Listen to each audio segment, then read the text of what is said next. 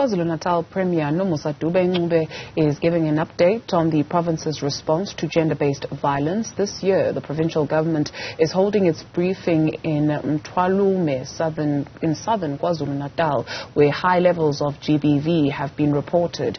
In 2020, the bodies of several women were found in sugarcane fields in the area. Karinda Jagmohan is standing by. We understand, Karinda, you have the Premier with you. Good morning. Good morning, Judo. Indeed, the Premier will about to brief us on the steps that government is taking to really report back or to look back at the consequences of gender-based violence. And she's going to join us now. Mtwalume is the place where we have seen a number of serial killings in 2020, and that is really just an example of the state of gender-based violence. And of course, many women are concerned for their own safety. What is interesting is that the Premier is also the first female leader for KwaZulu-Natal. So, Premier, thank you for speaking to us. You know, it is important to see a woman in leadership and now take gender-based violence head on.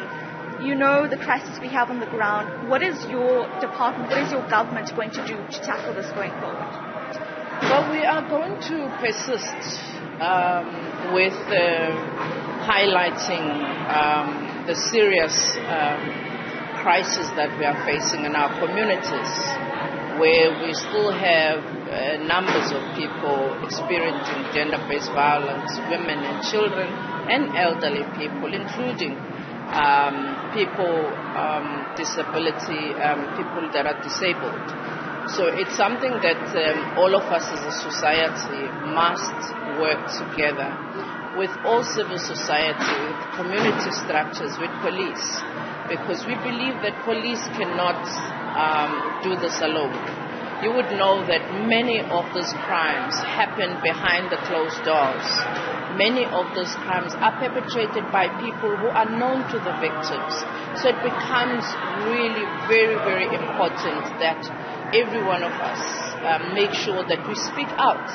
Every one of us make sure that we support those who have experienced this gender-based violence, because the other important thing is that people who've gone through gender-based violence don't want to talk. Sometimes they are stressed out, sometimes they are distressed, they don't know what to do, they don't know when they report what's going to happen, how they're going to go through all the process. So again, it becomes very important that as the society, as the police, all of us understand what goes into the mind of the victims. How do we put ourselves into the shoes of the victims so that we can really understand the importance of the sensitivity as well that is involved, because again, sometimes in areas, in the township, in the rural areas, there's also a stigma attached to this gender-based violence, because families would say, no, let's talk, let's sit down and talk, you know, he's not going to do it again. Or even a person around who's known to have perpetrated a gender-based violence. But the communities will say, no, it's something that the community can sit down and talk about it. And we've come out to say, no, there is nothing to talk about gender-based violence. It's a crime, it's inhumane, it's something that we have to really nip it in the bud by exposing those that are perpetrating gender-based violence, but also by talking to the families to say, why do we need to speak out? Why do we need to ensure that those, perpetrators are facing the might of the law? See our Department of Social Development on the ground in rural areas like this one to have these discussions? Yes, social development have got a program, what we call One Social Worker, One Ward, where we are making sure that there's many social workers as we can have, so that again, they work with all stakeholders, with all local structures to ensure that people know, where can they get information about this, but also they can easily relate to those that work with community and be able to even talk about some of these instances that happen in those families. So social development is a very important component, but also the civil society organizations are very important, role players in this whole, fight against gender-based violence. So we are saying, as this government, all of us need to stand up, particularly men, because we can never stop gender-based violence until real men, until our real brothers stand up against men who think women can be just the boxing gloves, who think, children can just be abused and they get away with it. So it is time, I do believe, that unless such time that we hold hands with our brothers, with our fathers, with those real men to fight against the scourge of gender-based violence. Indeed, they are presumed to be alleged perpetrators of violence. Premier, looking at our police contingent in the province, are you pleased with the response by police? Because there have been some instances of people saying, we don't get the help that we need from our SAPA. Yes, it is true. We've had those instances where community members feel that there was no immediate response from the police, or police did not come to the scene, with the agency that would have been wanted. And it's true as well that there has been instances where we believe that we do not have enough police to can respond, particularly specialized police, because this needs specialized police. Not any police person or can just go there and respond to such an instance. It needs those specialized units. So in areas like this one, we are working again with other partners to say, can we beef up the victim-friendly police station? Can we also start the training for more police to understand and to be able to deal with those crimes? But also we are working with the police to say, can we also make sure that we extend the Tutuzela centers? Because again, it's not always the case that if somebody goes to the police station, they are going to be able to talk. Sometimes a person is going to need time to sit and reflect. And the police, there's not enough police because they need to take other statements, they need to respond to other incidences. So when we have specialized police, when we have areas where there are just special police, even the centers at the police station to deal with gender-based violence, we think practically those are things that we are going to be doing throughout this year with the social partners and some of the people that are volunteering to help us set up these Tutuzela centers.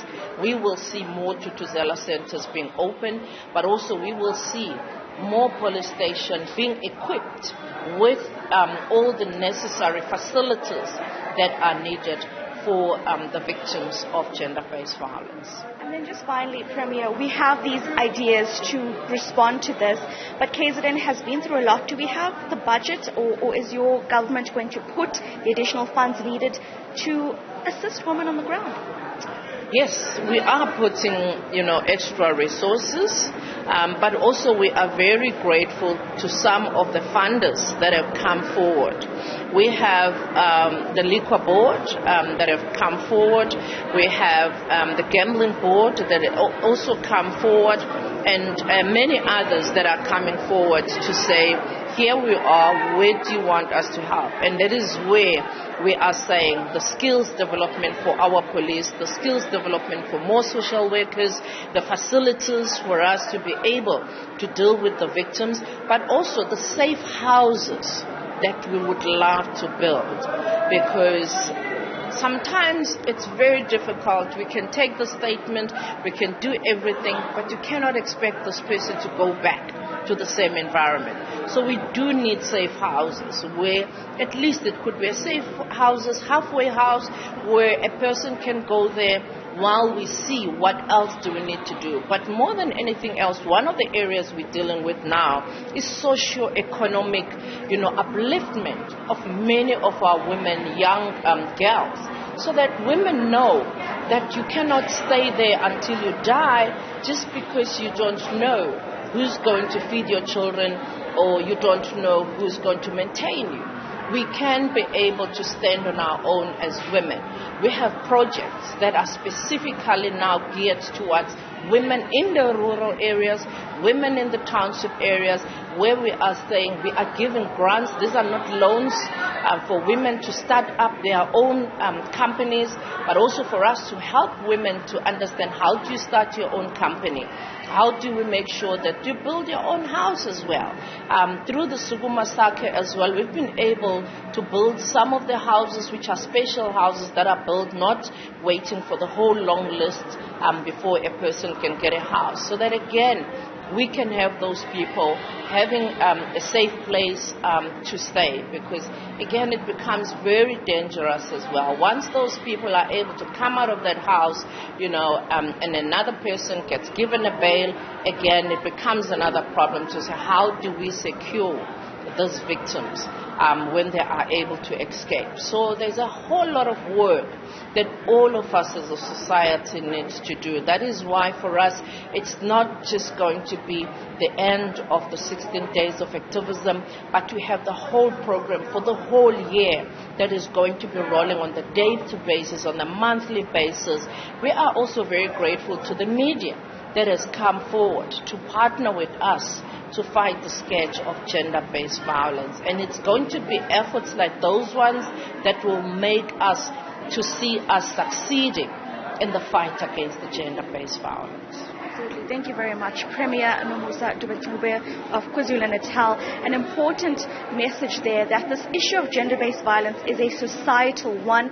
Speaking about the importance for safe houses as well, Dudu, I'll remind you that just last month there was the death of one Sasha Lee Shah, a 21-year-old who was killed after reporting to police that she feared for her life because of the threats against her by her boyfriend, and she was later gunned down by that same man. And then of course there has been other instances like that, and in 2020 Mtwalume was believed to be the hunting ground of a serial killer who claimed the lives of at least 4 women that we know of, and he allegedly committed suicide in prison. So we see that this has been happening for years now, but perhaps now the government saying that they want to have a 365-day rollout plan to tackle gender-based violence. Let's see how this progresses as we enter into 2023. Yeah. Thank you very much, Karinda, Jagmohan, for that comprehensive update.